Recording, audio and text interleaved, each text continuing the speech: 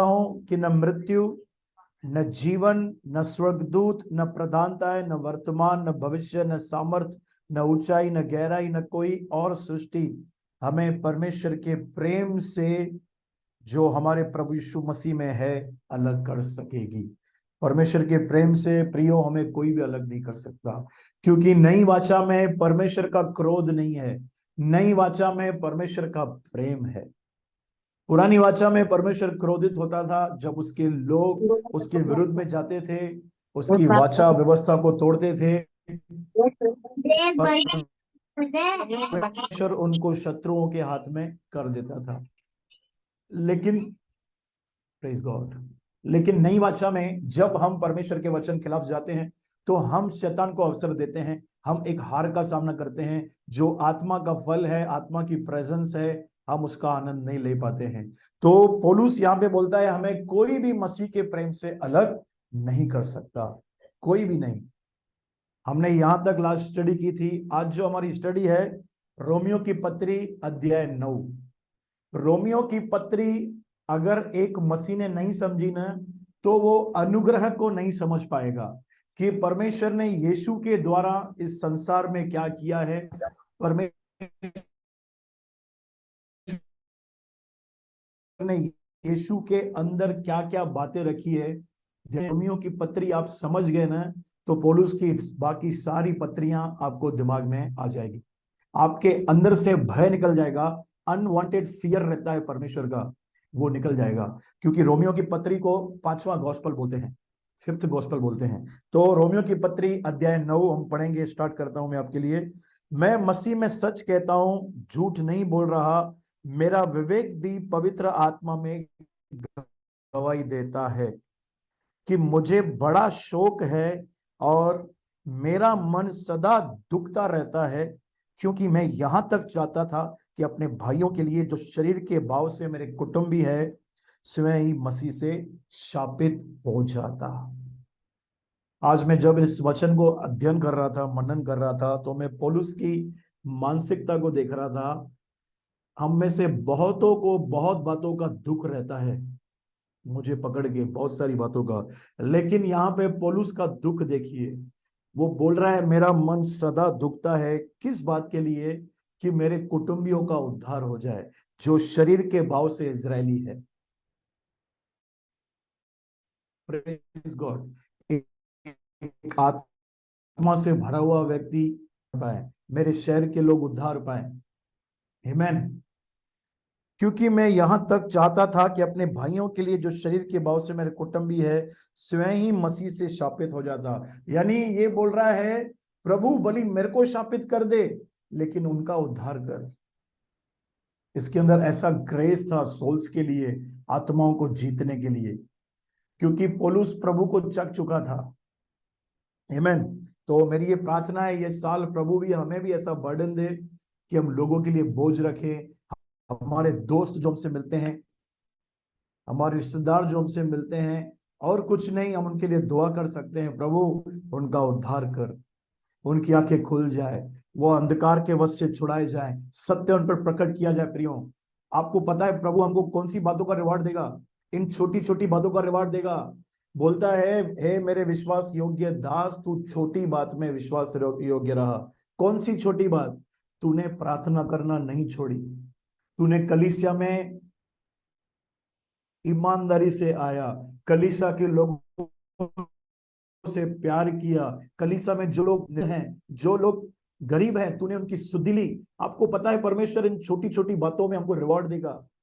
आप में से जितने लोग पढ़ नहीं पाते हैं, आप प्रार्थना तो कर सकते हैं। अगर आपने कलीसिया में किसी एक व्यक्ति के लिए दुआ करी, किसको काउंसिल किया, किसको इनकरेज किया, तो बाइबल में लिखा है प्रभु रिवॉर्ड देगा इन बातों का। Praise the Lord. पौलुस की एक एक बात लिखी हुई आत्मा से, प्रेरणा से लिखी गई बातें हैं। आप जो भी करते हैं ना, परमेश्वर आपको रिवॉर्ड देगा। जो भी परमेश्वर के किंगडम के लिए छोटा काम भी करते हैं ना, छोटा काम, अगर आपने कलीसिया में जूतों की सेटिंग की, अगर आपने कलीसिया में वॉशरूम को धोया, हो सकता है मैं भूल जाऊं, हो सकता है मैं आपको शाबाशी नहीं दूं, लेकिन आपका पिता जो गुप्त में है आपको देखता है। वो इन छोटी छोटी बातों का बड़ा रिवॉर्ड रखता है। प्रेज लॉर्ड, आमीन।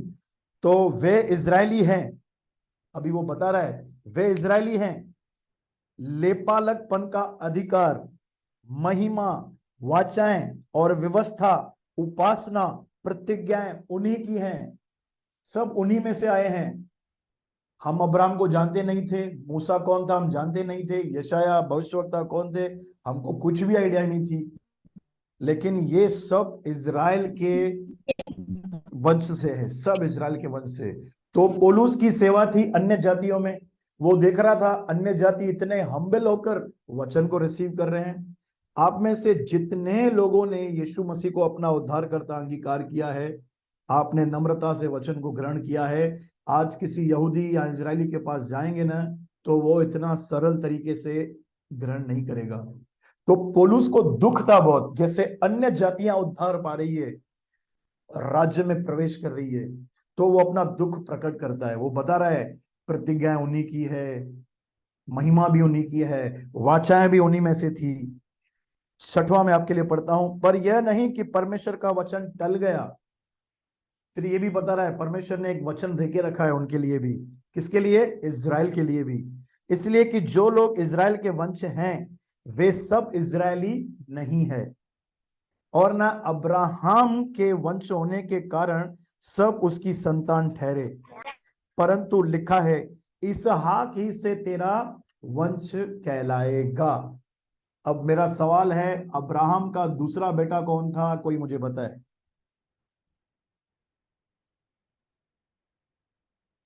बाइबल योद्धा। Ishmael Ishmael. Yes, Ishmael, Ishmael. Ishmael. Very good, very good. क्योंकि अब्राहम का दूसरा बेटा इस्माइल था जो हाजिरा से उत्पन्न हुआ था। परमेश्वर ने अपनी प्रतिज्ञा को देखो कितना गंभीर रूप से लिया है। अर्थात शरीर की संतान परमेश्वर की संतान नहीं है। शरीर की संतान कौन था? इस्माइल, जो अपनी बुद्धि से उन्होंने वो वंश को निकाला। जब सारा ने अब्राहम को बोला यहोवा ने तो मेरी कोख बंद कर रखी है, तो हाजिरा के पास जा, हो सकता है उसके द्वारा हमारा वंश बढ़े। ठीक है, तो ये शरीर की संतान है। उन्होंने वेट नहीं किया, ठीक है ना, वो अपनी ताकत से अपने बुद्धि से वो कर रहे थे। परंतु प्रतिज्ञा की संतान वंश गिने जाते हैं। प्रतिज्ञा की संतान वंश गिने जाते हैं। पौलुस यहाँ पे क्लियर कर रहा है कुछ बातों को। उसने स्टार्टिंग में बोला इजराइल, तो इजराइल का मतलब सब इजराइल नहीं है। इजरायली वो जो इसहाक के द्वारा, याकूब, याकूब के द्वारा 12 गोत्र है, पर्टिकुलर वो इजराइल के लिए बोल रहा है। तो उसने ये बात यहाँ पे क्लियर कर दी। 9 पढ़ता हूं मैं आपके लिए। क्योंकि प्रतिज्ञा का वचन यह है कि मैं इस समय के अनुसार आऊंगा, सारा को पुत्र होगा। देखो ये वर्ड कोट कर रहा है उत्पत्ति से लेके, कि सारा को यह वचन दिया था इस समय, मैं इस समय के अनुसार आऊंगा और सारा का पुत्र होगा। आमीन। और केवल यही नहीं, परंतु जब रिबिका भी, अभी रिबिका कौन है? इसहाक की पत्नी। इब्राहिम से इसहाक, इसहाक और रिबिका से याकूब और एसाव पैदा हुए। अभी नेक्स्ट लेवल पे वो लेके आ रहा है वर्ड को। और केवल यही नहीं, परंतु जब रिबिका भी एक से अर्थात हमारे पिता इसहाक से गर्भवती थी, अभी तक न तो बालक जन्मे थे, न उन्होंने कुछ भला या बुरा किया था, इसलिए कि परमेश्वर की मनसा जो उसके चुन लेने के अनुसार है, कर्मों के कारण नहीं है, परंतु बुलाने वाले के कारण है, बनी रहे। क्या थी वो मनसा? उसने कहा जेठा छोटे का दास होगा, यानी एसाव याकूब का दास होगा। क्या लिखा है? एसाव याकूब का। अभी तक बच्चे पैदा नहीं हुए हैं, परमेश्वर ने भविष्यवाणी के द्वारा रिबेका को ये वर्ड दिया, तेरे गर्भ में 2 जातियां हैं, 2 जातियां हैं जो बाहर निकलते ही अलग अलग किए जाएंगे। और एक जाति थी एसाव, दूसरी जाति थी याकूब यानी इजराइल। ठीक है, तो उसके बाद क्या लिखा है? जैसा लिखा है, मैंने याकूब से प्रेम किया परंतु एसाव को अप्रिय जाना। Praise the Lord. आज मैं इस वर्ड को पढ़ के ठहर गया। मैंने बोला प्रभु, उस समय तो व्यवस्था भी नहीं थी, एसाव अप्रिय क्यों जाना गया? मैंने बहुत प्रार्थना की, मैं बहुत सोच रहा था इसके बारे में। मैं आपके लिए पढ़ता हूं, एसाव एसाव 26, उत्पत्ति 26 का 34 से मैं आपके लिए पढ़ता हूं। जब एसाव 40 वर्ष का हुआ, तब उसने हित्ती बेरी की बेटी यहूदित, हित्ती एलोन की बेटी बाशमत से विवाह कर लिया। उसके बाद देखो क्या लिखा है, और इन स्त्रियों के कारण इसहाक और रेबेका के मन को बहुत ठेस लगी, क्योंकि मैंने इंग्लिश में पढ़ा कि उनकी लाइफ मिजरेबल हो गई। क्यों मालूम है क्यों? जब अब्राहम ने इसहाक की लड़की ढूंढनी थी, तो उसने एलियाजर को कहा मेरे कुटुंब में जाना और वहीं से ही लड़की लेके आना। ये बात इसहाक को प्रॉपर मालूम थी, और इसहाक ने एसाव और याकूब दोनों को शिक्षा दी थी कि तुम्हारी मैरिज हमारे कुटुंब के लोगों में से ही होगी। लेकिन एसाव रिबिलियस था, एसाव ने आज्ञा नहीं मानी। प्रियो, मैं हैरान हो गया। परमेश्वर अपनी वाचा को इतना महत्व देता है, इतना महत्व देता है, मैं आपको बता नहीं सकता हूं। वाचा थी अब्राहम से कि मैं तेरे कुल को आशीष करूंगा, पर इसने क्या किया? माँ बाप की बात नहीं मानी, एक ऐसी लड़कियों से शादी कर ली जो वाचा के भागी न थे, जो यहोवा को नहीं मानते थे, जो यहोवा के पीछे नहीं चलने वाले थे। डिसीजंस, जो हम डिसीजन लेते हैं, परमेश्वर उस पर गौर करता है। बाइबल में लिखा है, उन स्त्रियों के कारण इसहाक और रेबिका के मन को बहुत खेद हुआ। मैंने पढ़ा उनकी लाइफ मिजरेबल हो गई, क्योंकि लाइफ पार्टनर बहुत इंपॉर्टेंट है। हमें बहुत प्रेयरफुली लाइफ पार्टनर को चुनना है, परमेश्वर की इच्छा से, परमेश्वर की मर्जी से। आमीन। तो इसलिए परमेश्वर ने देखा कि ये वाचा के विषय में भी सीरियस नहीं है। जो वाचा मैंने नई वाचा बांधी है, आज भी परमेश्वर हमको देखता है, आज हमको देखता है, लेकिन हमसे नफरत नहीं करता है। लेकिन हमें बहुत समय लग जाता है उस स्थान तक पहुंचने के लिए जहां पर प्रभु चाहता है कि ये स्थान पर रहे, ये राज्य करे, ये प्रभुता करे। लेकिन हल्के बातों को हल्के लेने के कारण हम उस स्थान तक नहीं पहुंच सकते हैं। जैसे नई वाचा में लिखा है कि हम मसीह के लहू के द्वारा धर्मी हो चुके हैं, तो उस धार्मिकता के वस्त्रों को हमने पहन लिया है। हमें अपने मन को इतना नया करना है, इतना नया करना है कि हमें ये फील होना चाहिए, मैं एक धर्मी व्यक्ति हूं, यहोवा मेरे साथ रहता है। मैं ये दुष्ट काम कैसे करूं? मैं कैसे किसी का निरादर करूं? मैं कैसे किसी को डिस्करेज करूं? मैं कैसे किसी का मजाक उड़ाऊं मैं यार? क्योंकि प्रभु का प्रेजेंस मेरे साथ रहता है। इस प्रकार हम जब सीरियस लेते हैं ना बातों को गंभीर रूप से, कि मसीह में मेरी पहचान क्या है, कि प्रभु मुझे एक करोड़पति की नजर से देखता है। मैं एक एग्जांपल दे रहा हूं संसार की रीति पर, लेकिन मैं अपने आप को गरीब समझता हूं। ये दृष्टिकोण है। नई वाचा को हमें इतना पढ़ना है, इतना पढ़ना है, वो हमारे मन में छपी होनी चाहिए कि मैं याजकों का समाज हूं, मैं परमेश्वर की निज प्रजा हूं, मैं याजक और राजा हूं। मुझे ये बातें शोभा नहीं देती है। मेरा ये गलत माइंडसेट नहीं होना चाहिए लोगों के लिए। मुझे कलीसिया में प्रेम करना है, मुझे किसी को नीचा नहीं दिखाना है, मुझे जो भी भाई मिले, जो भी बहन मिले, मुझे उसे एनकरेज करना है। ये मानसिकता में आपको और मुझे चलना है। पर ऐसा बहुत ही ढीला था, न उसने बाप की चिंता की, न उसने मां की चिंता की, जाके दो लड़कियों से शादी करके आया। इसलिए इसके बाद दूसरी मिस्टेक इसने क्या की? जब याकूब ने इसको बोला मैं तुझे खाना दूंगा, अपना हक मुझे दे दे, पहलौठे का हक मुझे दे दे। यही परीक्षा यीशु मसीह की भी हुई थी। जब शैतान ने कहा तू इन पत्थरों से कह दे रोटी बन जा, क्या आपको लगता है यीशु बोलता और नहीं बनता था क्या? 100% बनता था। लेकिन यीशु मसीह वही काम करता था जो पिता उसे बोलता था। यीशु मसीह परीक्षा में नहीं गिरा खाने की, लेकिन ऐसा खाने पीने के चक्कर में उसने अपने पहलौठे के पद को बेच दिया।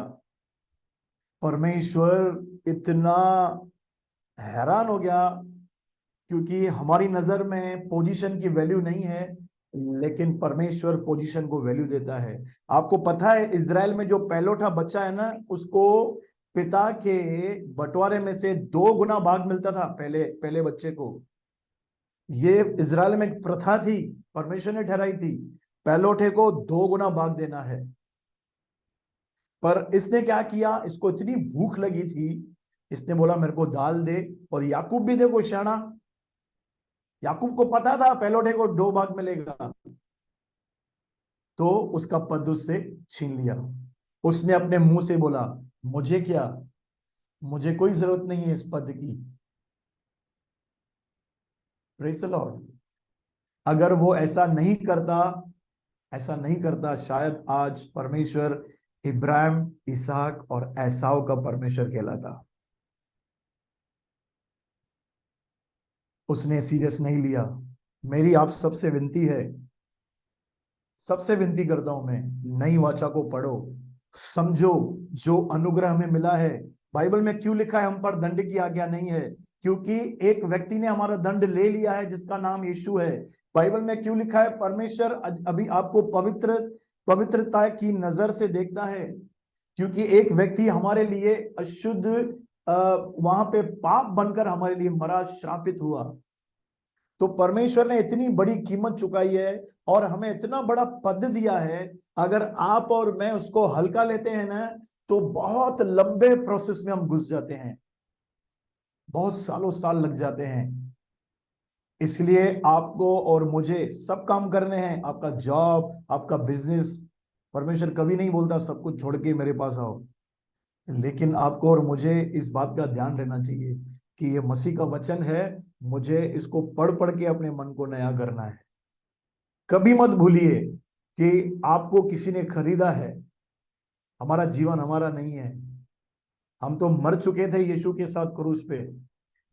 आमीन। तो इसीलिए जैसा लिखा है, मैंने याकूब से प्रेम किया और एसाव को अप्रिय जाना। अभी आप बोलेंगे याकूब क्यों? क्योंकि जैसे याकूब की मां ने उसको बोला कि अपने मामा लाबान के पास जा, उसने उसकी बात मान ली।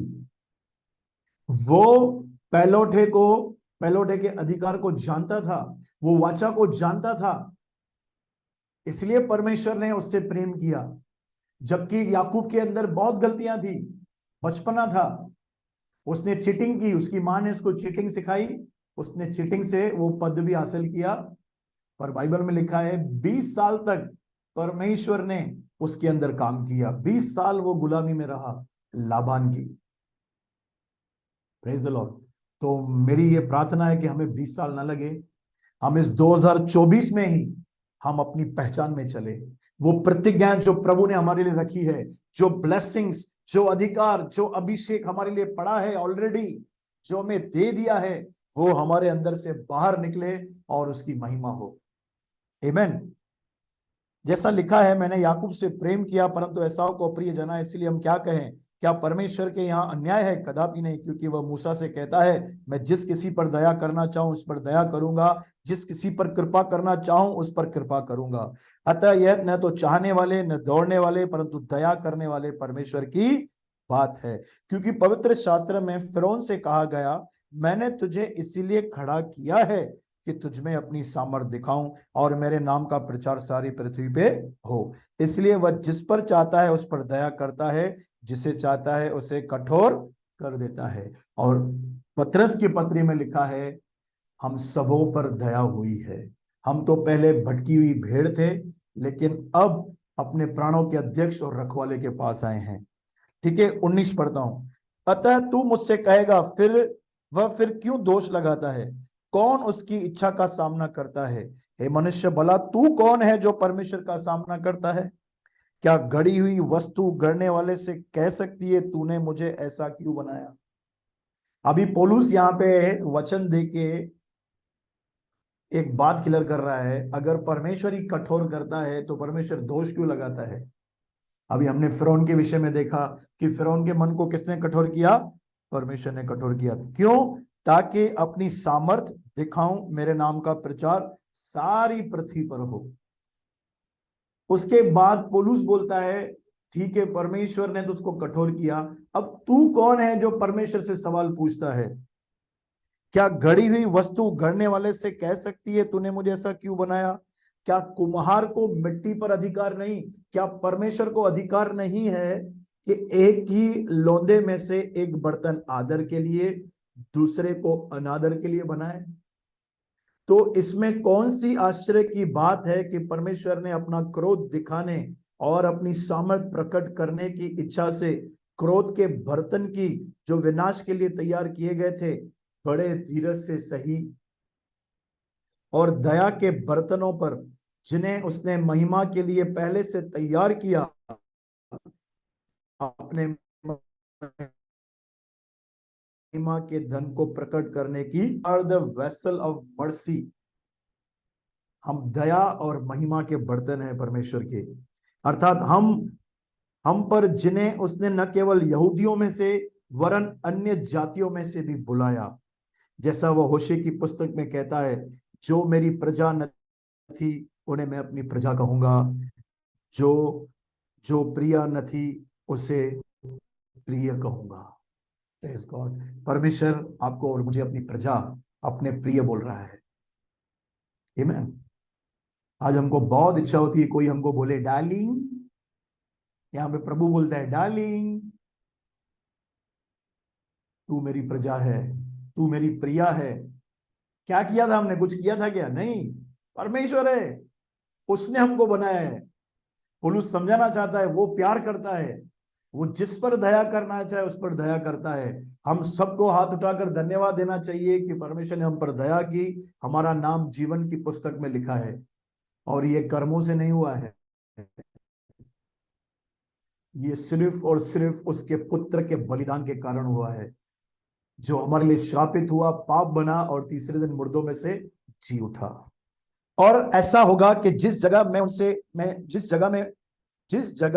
में उनसे यह कहा गया था कि तुम मेरी प्रजा नहीं हो, उसी जगह वे जीवते परमेश्वर की संतान कहलाएंगे।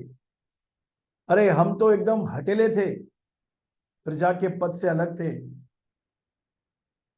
प्रभु बोलता है अब तुम मेरी संतान हो। और यशायाह इजराइल के विषय पुकार कर कहता है, देखो इजराइल के लिए क्या कहता है, चाहे इजराइल की संतान की गिनती समुद्र के बालू के बराबर हो, तो भी उनमें से थोड़े ही बचेंगे। हमारे लिए बोलता है तुम मेरी संतान हो, प्रिया हो, लेकिन इजराइल के ऊपर वो गुस्सा था। क्यों गुस्सा था? क्योंकि वो व्यवस्था को नहीं मानते थे। तो भी उनमें से थोड़े ही बचेंगे, क्योंकि प्रभु अपना वचन पृथ्वी पर पूरा करके धार्मिकता से शीघ्र उसे सिद्ध करेगा। प्रभु अपना वचन पूरा करेगा आपके और मेरे जीवन में।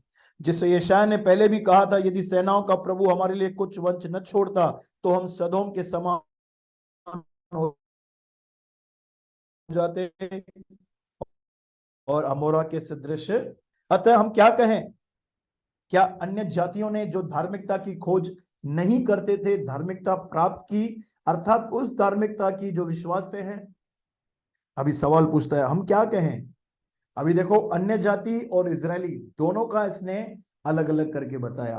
अन्य जातियों के लिए प्रभु बोलता है तुम मेरी प्रिया हो, तुम मेरी संतान हो। इजराइल के लिए बोलता है कि तुम्हारा थोड़ा सा ये वंश बचेगा। ठीक है, धार्मिकता की खोज नहीं करते थे, धार्मिकता को प्राप्त किया। जो धार्मिकता कौन सी है? वो विश्वास से है।